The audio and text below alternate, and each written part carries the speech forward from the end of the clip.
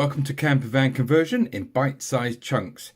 If you happen to have come across this page through some random link, you might want to click on the link in the top right hand corner to take you back to the introduction to tell you a little bit more about these videos and how you can get the best out of them.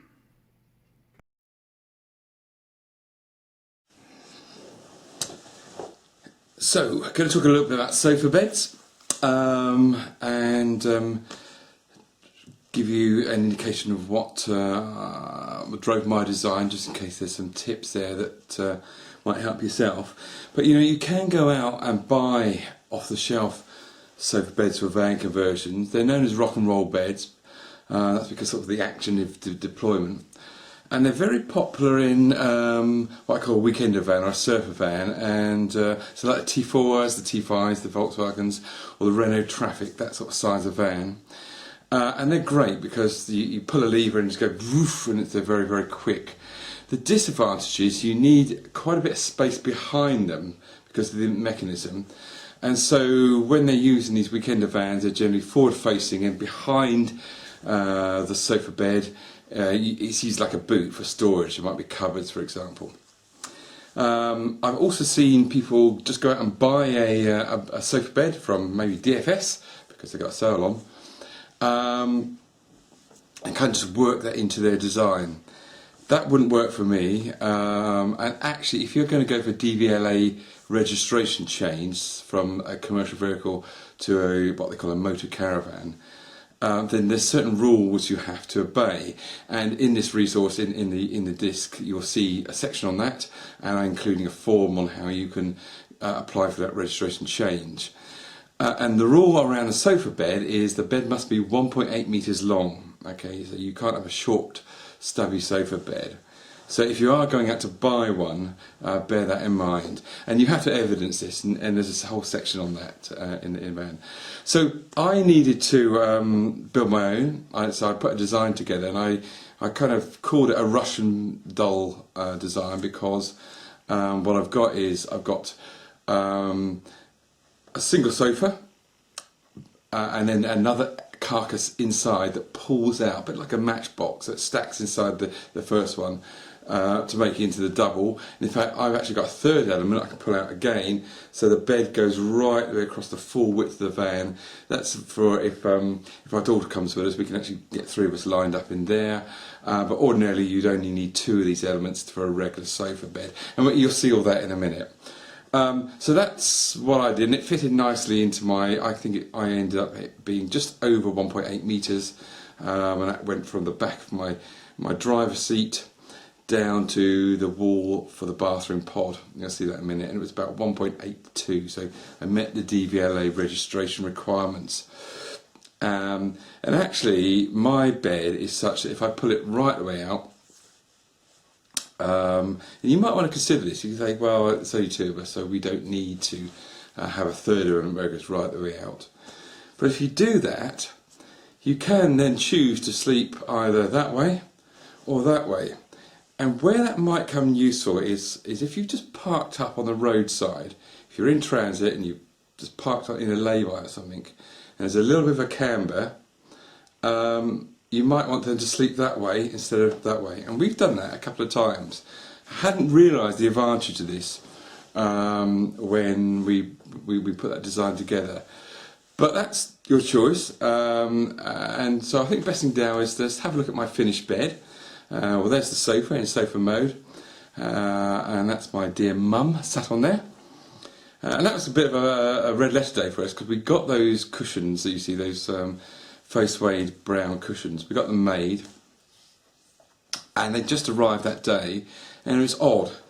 Dropping those onto the sofa, all of a sudden the conversion looked like it was almost there, because it was almost there, but without those cushions it still looked like work in progress, and it was a bit of a red letter day for us. I remember that well. So that's my dear mum sat on there, and here you're going to see just a 30-second what they call it, stop motion video on how it deploys.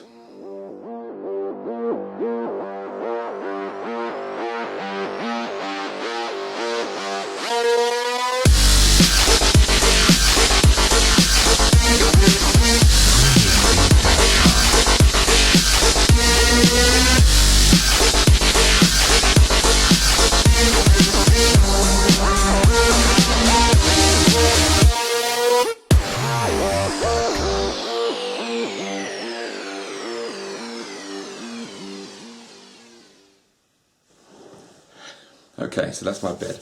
Right, let's just take a little bit look at in detail around how I built that and designed that, just in case there's anything that might be of use to yourself there. Right, that's the first setup I put in my workshop. So the MDF you can see there is the actual element of the bed. The tan coloured wood at the back represents my bathroom pod, because that's what I got fixed to. And you can see in the foreground one of the inner elements, that Russian doll bed, sliding out, and ditto on the back. And let's take a little bit of a closer look at that. Okay, so that's what the driver's end, and you can see one of those inner elements on a runner that slides out. Now, I kicked off this video right at the beginning, on the introduction, saying I was going to give you this warts and all, including the cock-ups. And arguably, there's a cock-up there. And not so much cock-up, we're just trying to be a bit too over-clever. I've had these things pulling out on very heavy-duty runners. They're quite expensive. They're 45 kilo ratings. Fine in the workshop, fine when I first put it into the van. But as soon as there's any weight in the bedding box, and you'll see that in a minute, because that's the sort of one of the major elements that pull out, and there's a bit of weight, I found myself not pulling it out evenly, twisting a bit, and they were jamming. And then, just before we were going away, one of those runners popped and all the ball bearings fell out. So it wasn't a good design. And in the end, I just adopted the KISS principle, keep it simple, stupid, and just had the inner elements not attached to the structure or each other, but just on mini casters that you can buy from a hardware shop, little 1-inch casters, and they just roll in and out, and it's fine. So there's me starting to build the construction together as a little helper in the end. That end part, by the way, is the battery compartment. The battery lives in there, but it's actually hasn't got a floor to it because the battery is fixed to the floor, and so when it pulls out, the battery stays in position, and the inner element, the bedding box, pulls out with it. Lined it with 3mm foam. That's the same foam as we used to make the liners of the van for the surfaces.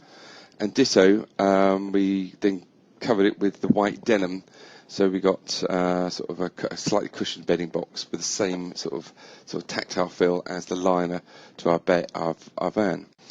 So there's a picture of it when I first installed it, brought it the components from the workshop and put it in there. Not a very good picture, I'm afraid, sorry about that. It's taken with a fisheye lens to try and get it all in. The surface that you sit on is 11mm MDF, and I think you saw from that little 30-second stop-motion video, it's actually hinged at the back, so there's 2 layers of it there. I've actually covered that in some material as well, and then as you pull it out, it then just hinges over to form the other surface. So there's a finished article again. I got the foam online, that'll be in the resource library. There's 2 layers of 75mm. And the back foam is also 75mm. I couldn't have too much height, otherwise your feet would be dangling off the ground. But you know, I got the firm foam, and it's a really comfortable bed. That 11mm MDF is just about the right amount of spring in there as well. It's a really comfortable bed. Loads of space in the bedding box. Get all our stuff in there, and we also keep the tables in there as well at night. The fold-down tables, you saw that in the design video. So I hope there's some tips there that give you an idea on what you're going to do for yours. But remember, 1.8 meters is your sleeping length to comply with the DVLA change of use registration.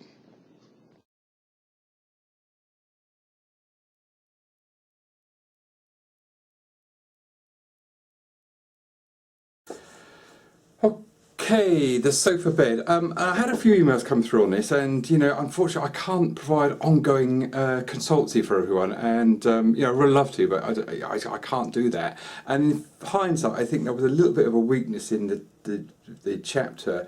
I should have gone on to a little bit more detail on how to build the bed. Probably just as well I didn't, because I had quite a quirky design, because at the time it needed to be for 3 people, now it needs to be for 2, because my daughter is, as I said, far too cool to come away with her mum and dad. So what I'm doing now is there's a link here for a chap who has built a sofa bed using the standard slotted method, and there's loads of YouTube videos around on that one, but his is quite good because he's given a slightly different take on it. Now, I've got a drawer it pulls out underneath, and you saw that in the video where we keep all the bedding. He has instead got a lift up arrangement where he keeps all his batteries under there. So it gives you a thought of what you want to do with that space.